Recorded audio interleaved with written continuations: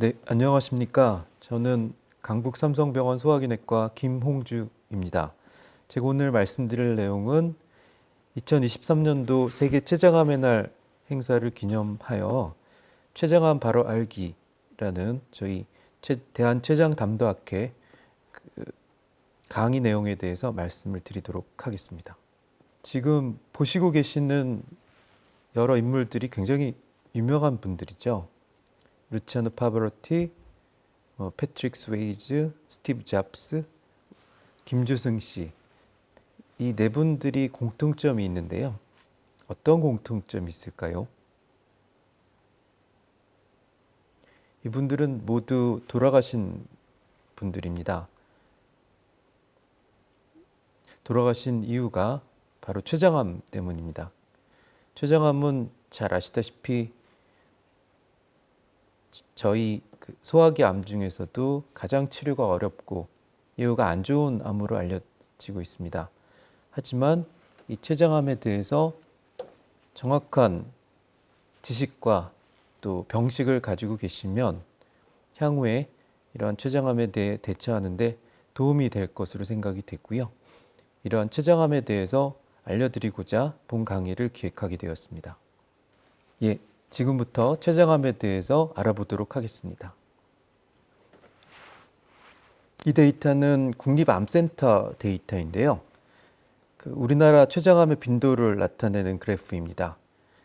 췌장암의 빈도를 보시면 남자의 경우에는 전체 암 중에서 7위 정도를 하고 있고요. 여자의 경우에는 전체 암 중에 6위 정도를 차지하고 있는 암입니다. 다만 문제는 이 췌장암의 빈도가 점점 증가하고 있다는 것이 문제이고요. 미국 같은 경우에는 이제 암으로 인한 사망률이 2030년도에는 췌장암이 전체 암 중에 2위를 차지할 것으로 생각이 되고 있습니다.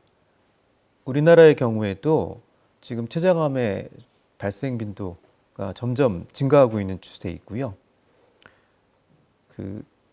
췌장암과 관련된 여러 가지 사회 또 경제적인 버든이 증가되고 있는 상황입니다. 말씀드렸듯이 우리나라에서 췌장암의 빈도가 점점 증가되고 있고요. 췌장암이 가장 호발하는 연령층은 이 그래프에서 보시는 것처럼 60대 이상의 고령층에서 가장 호발하고 있고요. 제일 많이 발생하는 연령층은 70대로 알려지고 있습니다.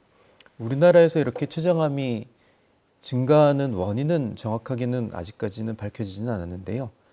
이제 사회가 점점 고령화되는 추세이고 또 식생활이 또 서구화되고 여러 가지 비만 인구의 증가 같은 여러 가지 이런 역학적인 요인들이 췌장암의 빈도를 증가시키는 요인으로 생각이 되고 있습니다.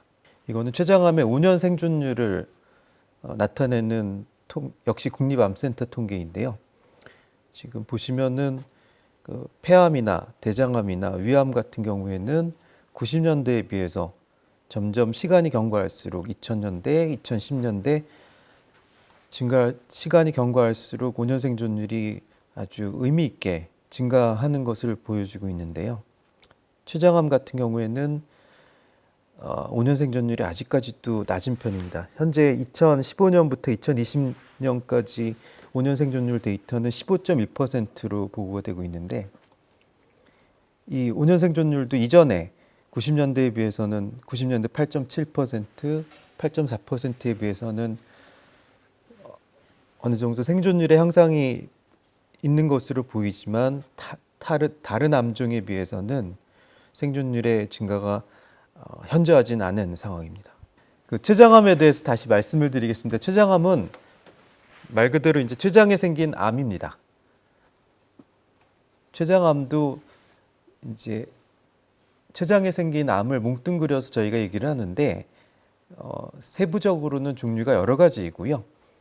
그 중에 대부분은 저희가 췌장선암이라고 해서 췌장의 외분비 세포, 췌장의 여러 가지 소화액을 분비하는 세포에서 생긴 암을 췌장암이라고 합니다. 그 이외에도 췌장에 생기는 여러 가지 무록 형태의 종양, 낭종성 종양이나 내분비 종양 같은 다른 여러 가지 종류의 암종이 있을 수가 있습니다. 제가 오늘 말씀드릴 내용이고요. 우선은 췌장암의 종류를 말씀드리고 췌장암의 위험 요인, 췌장암과 관련된 증상, 췌장암을 어떻게 진단하는지, 또 췌장암의 치료 방법은 어떤 것이 있는지, 그다음에 췌장암을 예방하기 위한 방법은 어떤 것이 있는지 말씀을 드리도록 하겠습니다. 우선 췌장암의 종류에 대해서 말씀을 드리겠습니다. 췌장에 생기는 종양은 아까 말씀드렸듯이 대부분 췌장암, 단단한 고형 종양입니다.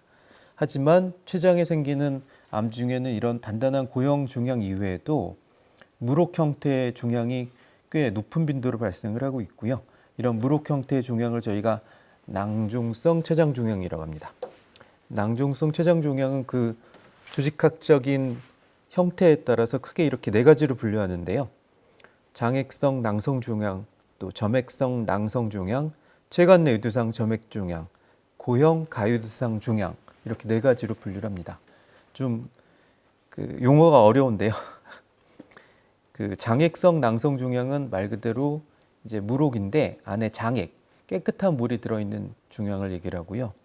점액성 낭성 종양, 체관 내 유두상 점액 종양은 안에 끈끈한 점액이 차 있는 무록입니다. 이 중에서 이 장액성 낭성 종양 같은 경우에는 대개 암으로 진행되지 않은 그런 양성의 무록, 낭성 종양이고요. 그래서 만약에 이 장액성 낭성 종양으로 진단이 되면 특별한 치료를 하진 않고 경과만 보는 경우가 거의 대부분입니다.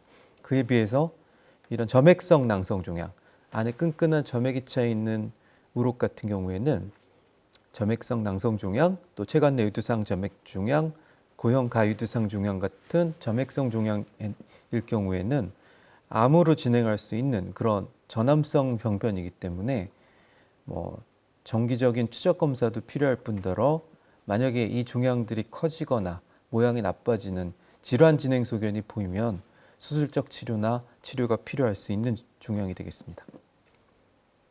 그 다음에 말씀드릴 종양은 저희가 췌장의 고형 종양, 앞서 말씀드렸던 종양은 낭성 종양, 무록 형태의 종양인데 비해서 이거는 단단한 덩어리 형태의 종양입니다. 대표적인 게 췌간 선암종, 우리가 보통 얘기하는 췌장암입니다. 췌장관의 상피세포에서 생기는 그런 단단한 덩어리 형태의 종양이고 저희가 췌장암이라고 얘기했을 때는 대부분이 췌간 선암종을 얘기를 합니다. 그 이외에 이제 드문 고형 종양으로는 선방세포 암종, 또 신경 내분비 종양 같은 드문 종양들이 있습니다. 아까 어느 정도 아웃라인은 말씀을 드렸는데요. 낭종성 췌장 종양 중에서 이 장액성 낭성 종양은 이제 되게 여성에서 흔히 발생되고 우연히 발견되는 경우가 많고 되게 암으로 진행되지 않는 양성의 무록이기 때문에 경과만 지켜보셔도 되는 그런 양성의 종양이고요. 거기에 비해서 이 고형 가유두상 종양 같은 경우에는 이제 드문 종양이긴 하지만 이 종양이 진행되면 다른 부위로의 전이가 발생하는 암 같은 그런 종양이기 때문에 수술적 치료가 필요한 종양이 되겠습니다. 그 다음에 점액성 낭성 종양들, 점액성 낭성 종양, 또 체관 내 유두상 점액 종양 같은 경우에는 이제 전암성 병변들이고요. 사이즈가 커지거나 모양이 나빠지는 그런 질환 진행 소견이 보이면 암으로 진행될 수 있는 병변들입니다. 그래서 정기적인 추적 검사가 필요하고 추적 검사 과정 중에서 질환 진행 소견이 보이면 수술적 치료가 필요할 수 있는 그런 낭성 췌장 종양이 되겠습니다. 그 다음에 악성 췌장 종양인데요. 거의 대부분은 말씀드렸듯이 이제 췌간 선암종이 되겠습니다. 췌간 선암종은 우리가 보통 일반적으로 얘기하는 췌장암이고요. 전체 췌장 종양의 90% 정도를 대부분을 차지하는 암종이 되겠습니다. 대개 60대 이후에 남성에서 후발하고요. 선방세포 암종은 굉장히 드문 종양이 되겠습니다. 그래서 일반적으로는 임상에서는 보기 드문 종양이고 이것도 예후가 안 좋은 악성 췌장 종양이 되겠습니다. 신경 내분비 종양은 우리가 보통 얘기하는 췌장암하고는 그 병리학적인 성격이 완전히 다른 종양입니다. 생기는 그 그 종양세포의 오리진이라고 그러죠. 생기는 종양세포의 기원이 다른 종양이고요. 대개 췌장 내에 있는 신경 내분비 세포에서 생기는 종양입니다. 이 신경 내분비 종양도 이제 암으로 진행될 수 있는 병변이고요. 만약에 사이즈가 커지거나 모양이 나빠지면 신경 내분비 암이라는 암으로 진행되고, 따라서 수술이나 치료가 필요한 암이 되겠습니다. 지금부터는 췌장암의 위험 요인에 대해서 말씀을 드리겠습니다. 췌장암의 위험 요인은 사실은 다른 암종과 마찬가지로 명확한 인과관계가 밝혀진 그런 위험 요인은 뚜렷하게 밝혀진 요인은 없습니다. 다만 현재까지 여러 가지 역학 연구에서 그 인과관계가 비교적 명확하게 밝혀진 위험 요인은 담배 흡연이 되겠습니다. 담배 흡연을 하는 인구 환자분들 같은 경우에는 그 흡연을 하지 않는 환자분들에 비해서 췌장암의 발생 빈도가 저희가 라이프롱 리스크라고 그러는데, 평생 동안의 췌장암의 발생 위험도가 2배 내지 5배 정도 증가되는 것으로 되어 있고요. 그 이외에 이제 췌장암의 위험 요인으로 지금 알려지고 있는 것들이 당뇨병이 되겠습니다. 당뇨는 사실은 전체 일반 인구군에서 흔한 질환이어서 사실은 모든 당뇨병 환자들이 췌장암이 발생하지는 않는데요. 특히 이제 최근 2년 이내에 당뇨병이 발병한 경우에는 당뇨병이 발병한 환자분들 대개 100명 중에 한 분 정도는 췌장암이 숨어 있을 위험도가 있는 그런 위험 인자가 되겠습니다. 당뇨병이 그럼 췌장암의 원인이냐, 췌장암의 결과이냐는 아직까지 명확하진 않습니다. 췌장암 자체가 발생한 췌장에서 췌장의 기능이 떨어지면서 당뇨병이 생길 수도 있고요. 또 워낙 당뇨가 있는 환자분들이 이제 고령이시고 연세도 많고 그런 분들에서 또 췌장암이 호발이 되기 때문에 당뇨 자체가 원인이라기보다는 췌장암의 병발, 같이 있는 질환일 수도 있습니다. 그래서 원인인지 결과인지는 명확하진 않지만, 아까 말씀드렸듯이 이제 50대 이상에서 최근 2년 이내에 당뇨가 새로 진단된 분들은 췌장에 혹시 이런 당뇨를 유발할 수 있는 췌장 종양이 있는지, 췌장암이 있는지 검사가 필요할 수 있습니다. 만성췌장염은 잘 알려진 췌장암의 위험 인자이고요. 대개 우리나라에서는 술과 연관되는 질환입니다. 그래서 고위험의 음주군, 일주일에 3, 4회 이상 술 드시는 분들에서 이제 만성췌장염이 동반되는 경우에는 대개 만성췌장염이 없는 환자군에 비해서 췌장암이 발생될 위험도가 적게는 한 10배에서 많게는 30배 이상 증가되는 것으로 되어 있습니다. 그래서 만성췌장염이 있는 분들은 정기적인 검진으로 췌장암이 발생하는지 여부를 계속 추적 검사를 하시는 게 좋고요. 유전적 소인으로 알려진 것으로는 가족성 췌장암이 있습니다. 이제 가족성 췌장암이라는 거는 직계 가족이죠. 그러니까 부모님이나 형제 자매분들이나 그런 직계 가족 중에서 한 분 이상 췌장암이 있는 경우에 이제 본인도 췌장암이 없더라도 향후에 이제 췌장암이 발생할 위험도가 높다는 거고요. 되게 직계 가족 중에 한 분 이상 있는 경우, 특히 2분 이상 췌장암이 있는 경우에는 췌장암이 발생할 위험도가 정상인에 비해서 30배 이상 올라가는 것으로 되어 있습니다. 그래서 그런 가족력이 있는 분들은 되게 좀 더 이른 나이, 한 40대부터 췌장암 발생에 대한 선별 검사를 시작을 하는 게 좋은 것으로 되어 있고요. 잘 아시다시피 60대 이상 고령에서 이제 췌장암이 호발하기 때문에 이제 나이가 증가함에 따라서 그런 췌장암에 대한 선별 검사가 필요할 수 있습니다.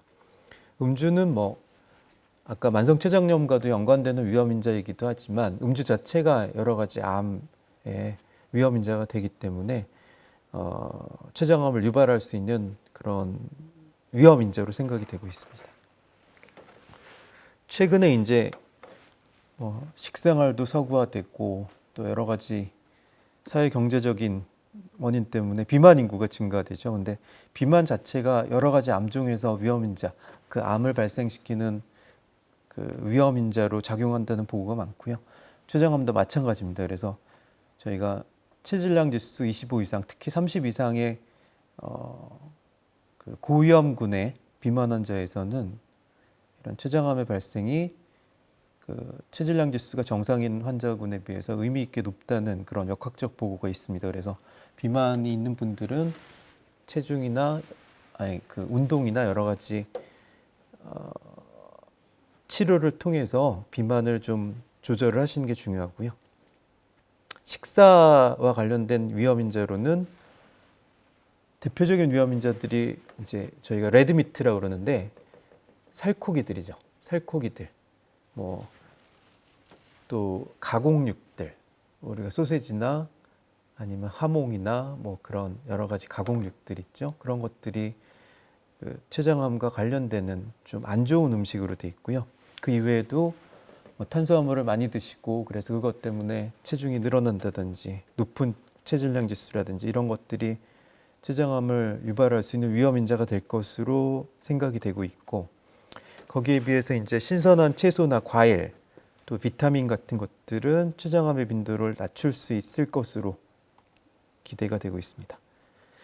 그 이외에 이제 여러 가지 화학 물질들이 췌장암과 관련되는 위험인자로 보고가 되고 있는데, 여러 가지 용매제들, 솔벤트 같은 것들, 또 휘발유, 또 이전에는 살충제, 베타냅티라민이나 벤지딘 같은 경우에는 이거는 유기용제들입니다. 최근에는 이게 이제 WHO에서 이런 여러 가지 암과 연관되는 위험 물질로 밝혀져서 최근에는 아마 뭐 음식물이나 사람과 관련되는 여러 가지 용품에서는 사용이 금지된 것으로 알려지고 있고요.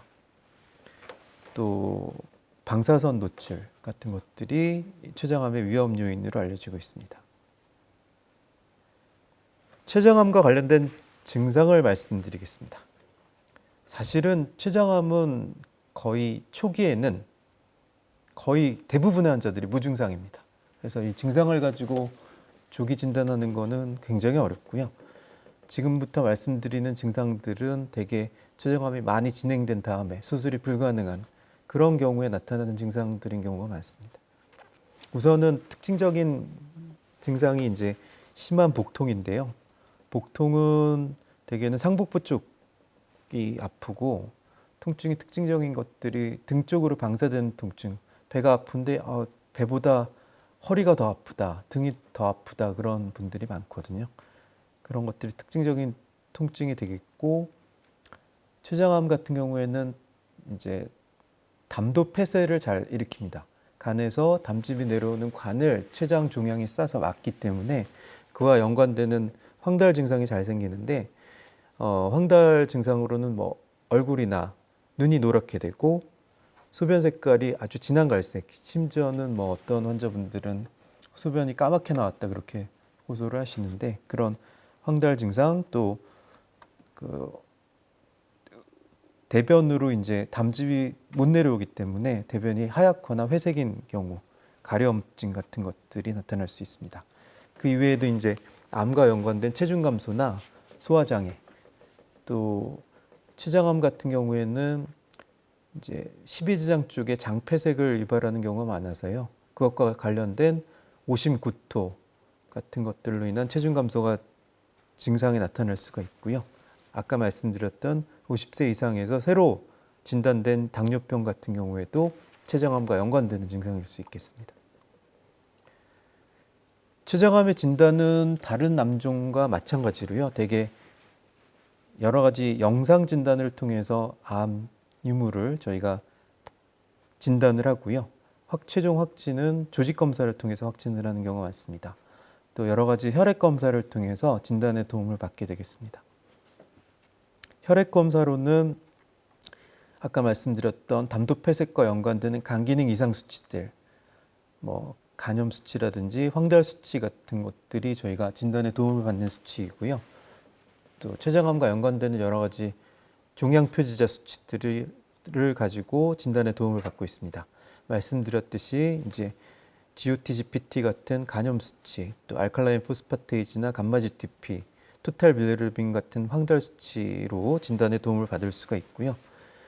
그 췌장암과 연관되는 대표적인 종양 표지자 수치는 CA19-9라는 수치입니다. 이 수치는 되게 췌장암과의 연관성이 잘 확립된 수치이긴 하지만 되게 처음 진단 때 이 수치만을 가지고 췌장암 유무를 진단할 수는 없고요. 그 진단을 위한 진단의 민감도나 특이도가 너무 낮기 때문에 그렇습니다. 그 대신에 이제 췌장암이 진단됐을 경우에 이 수치가 높았던 경우에는 치료에 대한 반응을 평가하거나 예후를 평가하는 데 도움이 되는 수치로 되어 있습니다.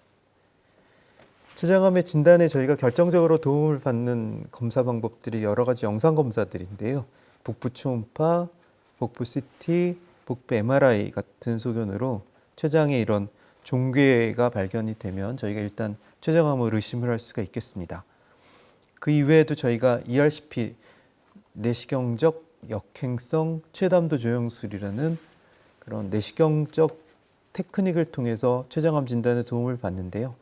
이 ERCP는 내시경이 들어가서 12지장 제2부에서 췌장관, 담도가 나오는 주유두부라는 그런 개구부를 통해서 기구를 넣어서요. 담관 협착, 담관이 막혀 있는 소견이라든지 췌장관이 협착, 췌장관이 막혀 있는 소견을 저희가 영상적으로 진단을 할 수가 있고, 만약에 담관이 폐쇄가 되어 있어서 황달 같은 증상이 있는 경우에는 직접 이 내시경을 하면서 담관 협착 부위에 스텐트를 넣는다든지 여러 가지 시술을 통해서 그런 황달을 치료할 수 있는 진단 겸 치료 내시경이 되겠습니다. 초음파 내시경은 복부 초음파와 마찬가지로 초음파를 이용해서 췌장의 종괴병변을 진단을 하는 검사인데, 이제 복부 초음파 다른 점은 복부 초음파처럼 이제 복벽에 대고 이제 초음파 프로브를 접촉을 해서 초음파 스캔을 하는 게 아니고요. 이 초음파 내시경은 내시경 기계 끝에 초음파가 달려 있는 특수 내시경을 이용을 해서 위나 12지장 쪽으로 직접 내시경이 들어가서 췌장에 비교적 가까이 접근을 해서 이 초음파 스캔을 해서 췌장의 종괴를 좀 더 정확하게 진단할 수 있는 방법이 되겠습니다. 그 이외에도 저희가 이제 펫이라고 그러는데요. 양성자 방출 단층 촬영이 되겠습니다. 이 펫은 이제 그 종양의 그 대사 특징을 이용해서 그 영상적으로 진단을 하는 방법인데, 이제 종양, 특히 암 같은 경우에는 정상 조직에 비해서 그 포도당 대사가 훨씬 증가되어 있습니다. 암은 빨리빨리 증식을 하고 전이를 하고 그런 병변이기 때문에 정상 조직에 비해서 훨씬 더 빨리 세포 분열이 일어나고 그만큼 에너지를 많이 필요하기 때문에 그런 포도당 이용이 증가되어 있고요. 그런 증가된 포도당 대사를 이 펫 검사에서는 검출을 하는 그런 검사가 되겠습니다. 그래서 이 펫 CT 소견인데요. 펫과 CT를 결합한 영상 소견인데, 이렇게 하얗게 밝게 보이는 거는 그 포도당 대사가 증가된 병변 부위를 표시하는 겁니다. 그래서 되게 펫 소견은 췌장암의 진단뿐만 아니고 췌장암이 진단되었을 때 췌장암 원발병소 이외에 따른 원격장기 전신적인 원격장기 전이 유무를 평가하는 데 도움이 되는 검사가 되겠습니다. 아까 말씀드렸던 그 펫인데 그 전신적인 촬영을 통해서 따른 원격장기 전이 유무를 확인하는 데 도움이 되는 검사가 되겠습니다. 이런 여러 가지 영상 검사로 저희가 이제 췌장암 종괴 유무를 판단하는 데는 도움이 되지만, 이 종괴가 암인지 여부를 확진하기는 어렵습니다. 영상 검사만으로는요. 그래서 저희가 최종적으로는 이제 뭐 다른 암종도 마찬가지겠지만 그 암에서 조직 검사를 통해서 또 세포 검사를 통해서 암세포를 저희가 얻어야만 확진이 되는 경우가 많고요. 췌장암 같은 경우에는 이제 가장 많이 사용하는 저희 조직 검사 방법이 EUS FNA 또는 FNB라고 그래서 내시경 초음파 유도와 새침 흡인 또는 새침 조직 검사가 되겠습니다. 아까 보여드렸던 그런 내시경 초음파 스콥이 들어가서요. 초음파를 췌장을 스캔을 하면 이런 종괴를 저희가 초음파 시야에서 관찰할 수가 있고요. 그 종괴를 바늘로 찔러서, 여기 바늘이 보이시죠? 바늘로 찔러서 저희가 세포나 조직을 얻는 방법이 되겠습니다.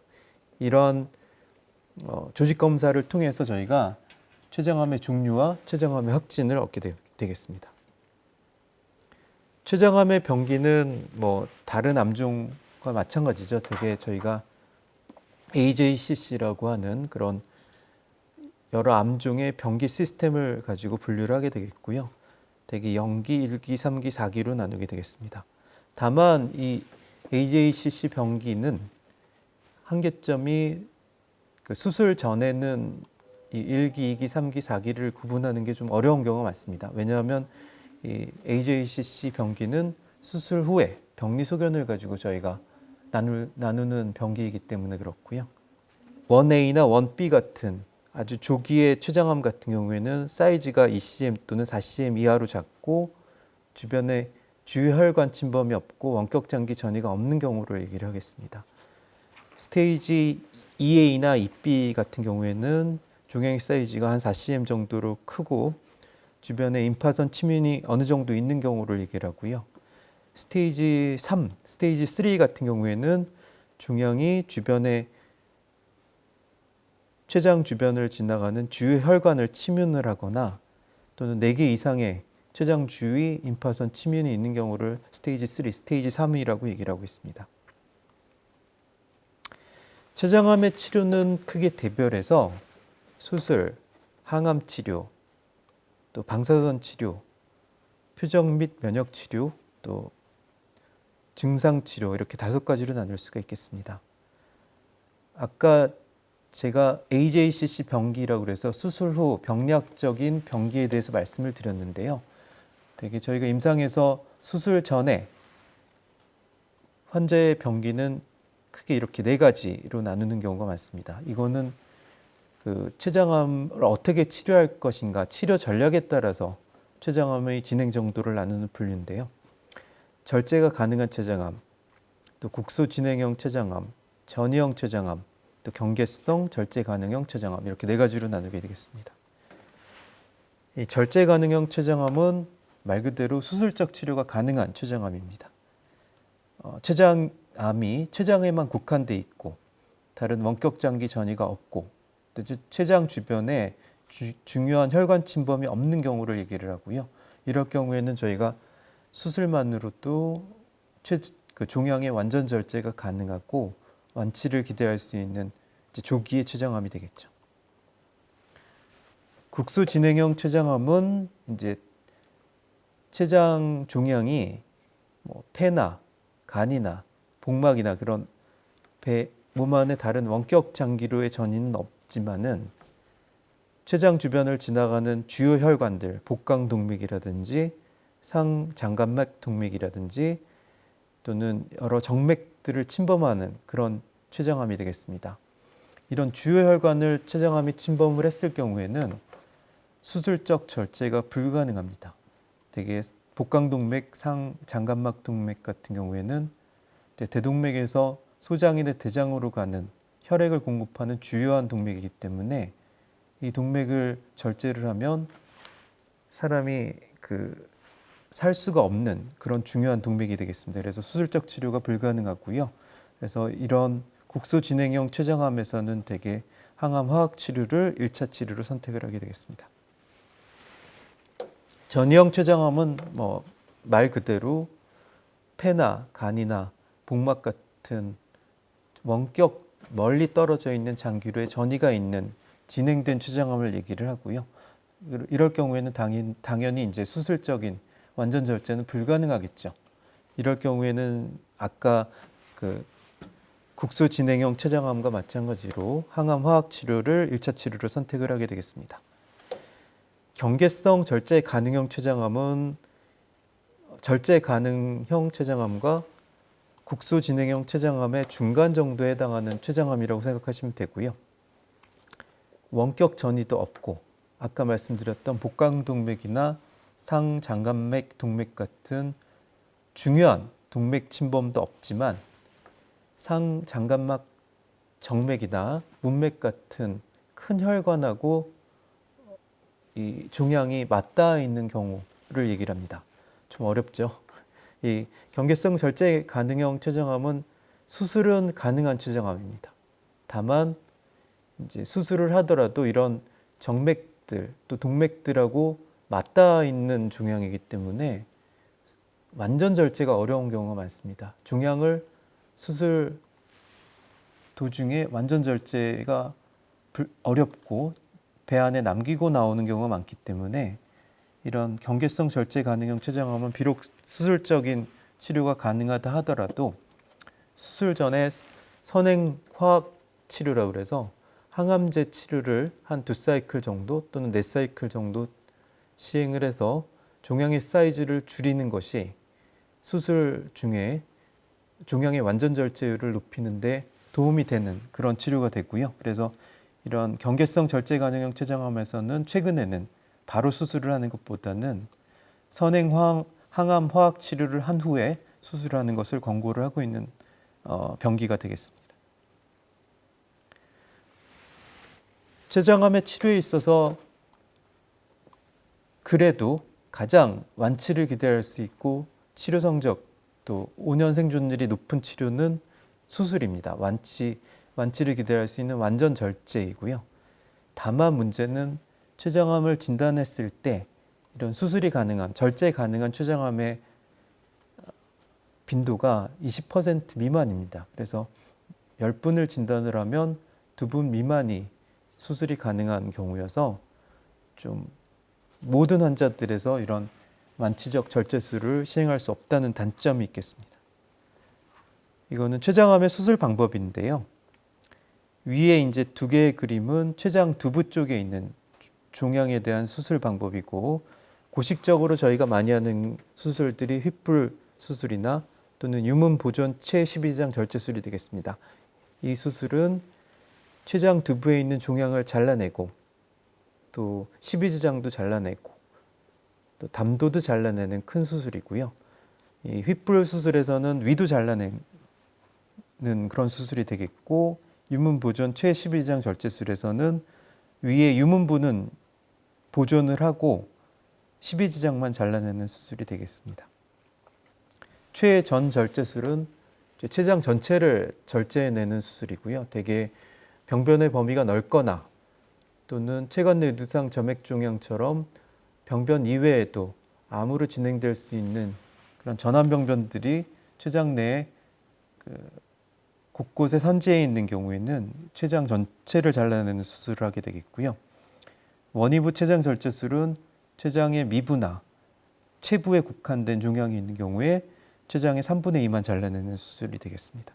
말씀드렸던 것처럼 절제 가능 췌장암에서는 이런 완전 절제를 하는 경우가 많지만 대개 10명 중에 8분에서는 이제 수술이 불가능한 경우가 되고요. 그럴 경우에는 저희가 일반적으로 항암화학요법이라는 그 약물 치료를 시행을 하게 되겠습니다. 이 항암화학요법의 목표는 이제 생명을 연장하고 췌장암과 연관되는 여러 가지 증상들, 특히 암성 통증의 경감을 위해서 저희가 많이 시행을 하게 되겠고요.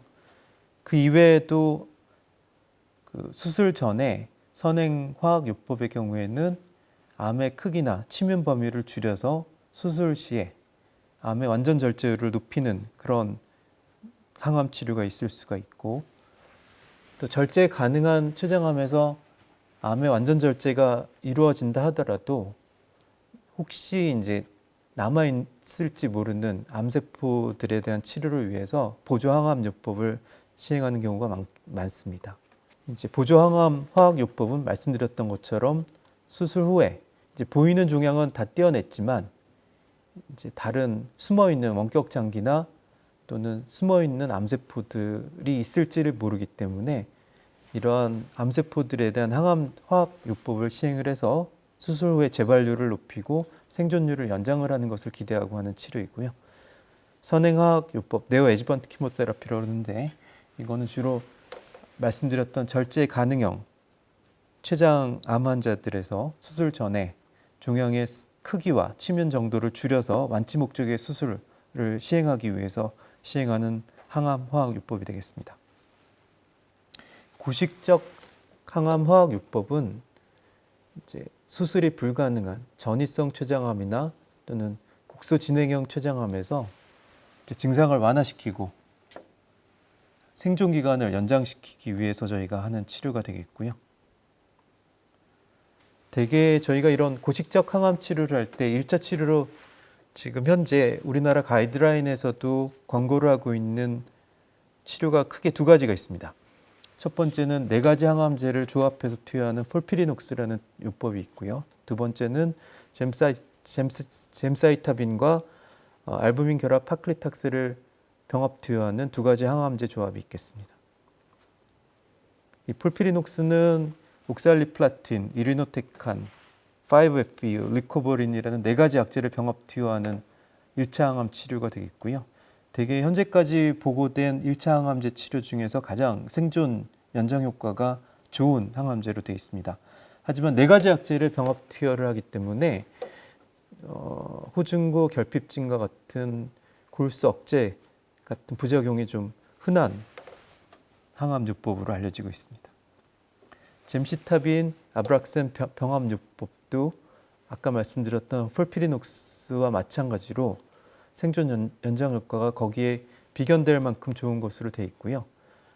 2가지 항암제를 병합 투여를 하는 거기 때문에 폴피리녹스보다는 여러 가지 부작용 발생률이 좀 적은 것으로 되어 있지만 그래도 여러 가지 신경통이라든지 오심, 구토 같은 부작용이 보고가 되고 있습니다. 실제로 이제 저희가 고식적 항암제 치료를 할 때는 아까 말씀드렸던 폴피리녹스 또는 젬시타빈, 아브락산 2가지 요법 중에 하나를 선택해서 1차 항암 치료를 하게 되겠고요. 1차 항암 치료를 하다가 종양의 사이즈가 커지거나 또는 항암제 부작용이 심해서 더 이상 사용할 수 없는 경우에는 이제 2차 항암 치료, 다른 약제 조합으로 투여를 하게 되겠습니다. 최근에는 이런 고식적인 세포독성 항암 치료 이외에 이런 면역관문 치료제라는 면역 항암제들이 여러 가지 암종에서 각광을 받고 있습니다. 췌장암에서도 이런 면역 관문 치료제가 암의 치료에 굉장히 도움이 될 것으로 저희가 기대를 하고 여러 가지 임상 연구가 진행이 됐고요. 일단 이런 면역 관문 치료제의 그 작용 기전은 되게 암이 있으면 암에 대해서 우리 몸의 면역계에서 면역세포들이 나와서 암을 공격해서 암을 줄이거나 없애는 우리 몸의 자연 방어 시스템이 있습니다. 근데 암이 췌장암 같은 경우에는 그런 우리 몸의 면역계, 자연 방어 시스템을 무력화시키는 그런 기전이 있습니다. 그래서 면역세포들이 이제 기능을 잃고 비실비실하고 암을 공격을 하지 못하는데 이런 면역 관문 치료제를 투여하면 이런 면역세포들의 기능을 활성화시켜서 우리 몸의 면역계가 암을 공격해서 암을 줄이는 그런 치료가 되겠고요. 그래서 대표적으로 이제 면역관문 치료제가 그 암 치료에 많은 도움이 되었던 암종들이 흑색종, 우리가 멜라노마라고 하는 피부암과 또 폐암, 신장암, 간암 같은 곳에서는 이런 면역관문 치료제가 굉장히 치료 성적이 좋게 보고가 되고 있었습니다. 문제는 췌장암에서는 이 면역관문 치료제 단독요법으로는 거의 치료가가 아주 안 좋은 것으로 나왔고요. 그래서 최근에는 이런 면역관문 치료제를 단독으로 사용하는 것보다는 다른 세포독성 항암제나 아니면 여러 가지 표적 치료제랑 병합 치료를 해서 항암, 췌장암의 치료 성적을 올리려는 여러 가지 임상 보고가 진행이 되고 있고요. 아직까지는 스탠다드 오브 케어라고 해서 표준 치료에서 면역관문 치료제가 항암 치료제로 아직까지 우리나라에서는 인정은 되지는 못하고 있습니다. 다만 일부 환자들 저희가 여러 가지 검사를 통해서 이제 MSI 하이라고 그래서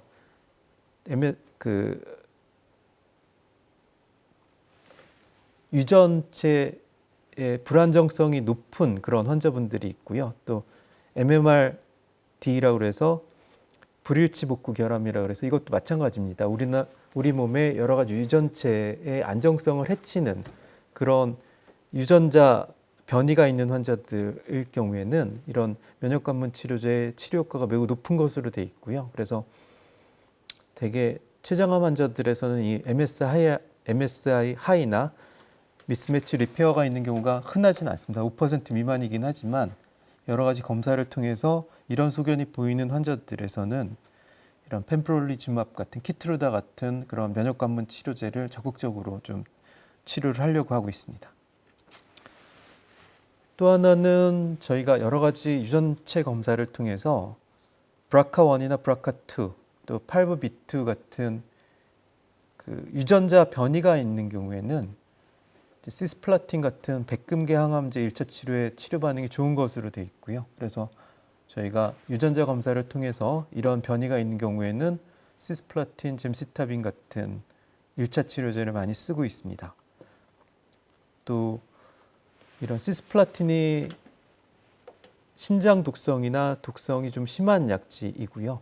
그래서 이런 독성이 심한 경우에는 이제 팔프 이니비터라고 해서 경구 약제로 유지요법으로 치료를 하는 경우도 있겠습니다. 최근에 췌장암에서도 여러 가지 표적 치료제가 치료의 대안으로 좀 부상이 되고 있는데요. 아직까지는 우리나라에서는 이 표적 치료제가 췌장암에서 가이드라인에서 표준 치료로 제시가 되고 있지는 못하고 있는 상황이고 그 보험 적용도 안 되는 상황이어서 우리나라에서는 좀 치료가 어려운 상황이긴 한데요.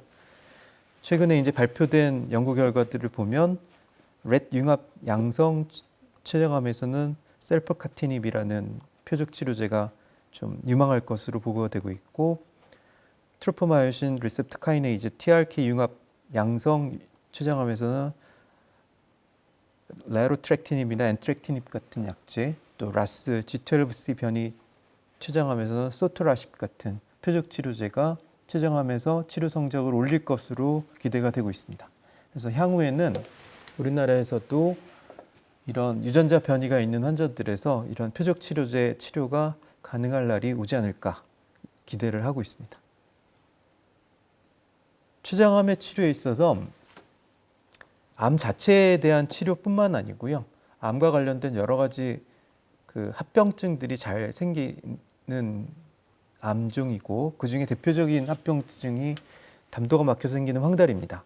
이런 황달 같은 경우에는 저희가 아까 말씀드렸던 내시경 역행성 췌담도 조영술, 내시경을 통한 스텐트 삽입 같은 시술로서 치료를 하고 있고요.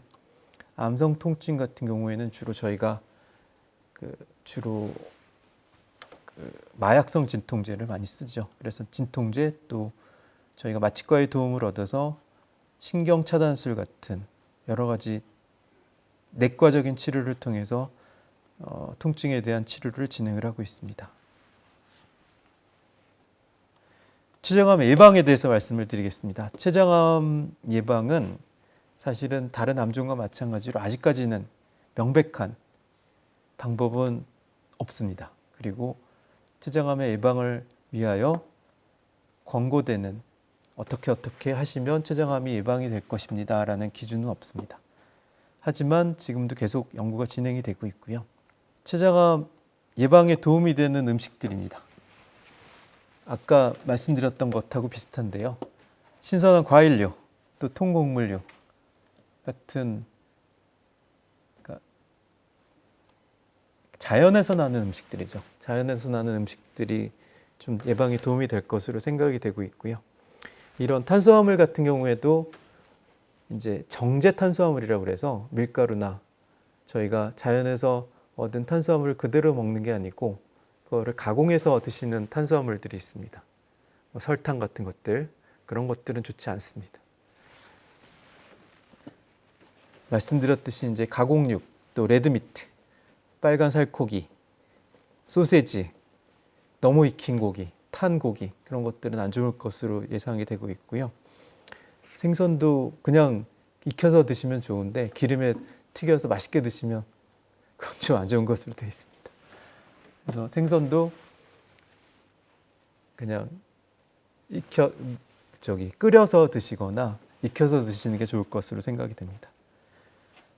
또 최근에 이제 비만, 과체중 같은 것들이 여러 가지 암의 위험 인자로 대두가 되고 있고요. 췌장암도 마찬가지입니다. 그래서 아까 말씀드렸던 여러 가지 식사와 관련된 주의사항, 또 생활 습관이 중요합니다. 적절한 운동, 체중 관리 이런 것들이 췌장암뿐만 아니고 다른 여러 가지 암종을 예방하는 데 도움이 될 것으로 생각이 되고 있고요. 금연, 아까 말씀드렸죠. 췌장암과 연관되는 비교적 명백하게 밝혀진 위험 인자가 흡연입니다. 그래서 금연하시는 게 가장 중요하시고, 강황 같은 자연 음식 드시는 게 도움이 되는 것으로 되어 있습니다. 특히 강황, 커큐민 같은 경우에는 여러 가지 암종에서 암을 예방하는 데 도움이 된다는 임상 연구가 많습니다. 그래서 카레 많이 드십시오. 카레 도움이 되고요. 술 드시지 마시고 엽산이 풍부한 신선한 야채 같은 거 많이 드시면 도움이 될 것으로 생각이 됩니다.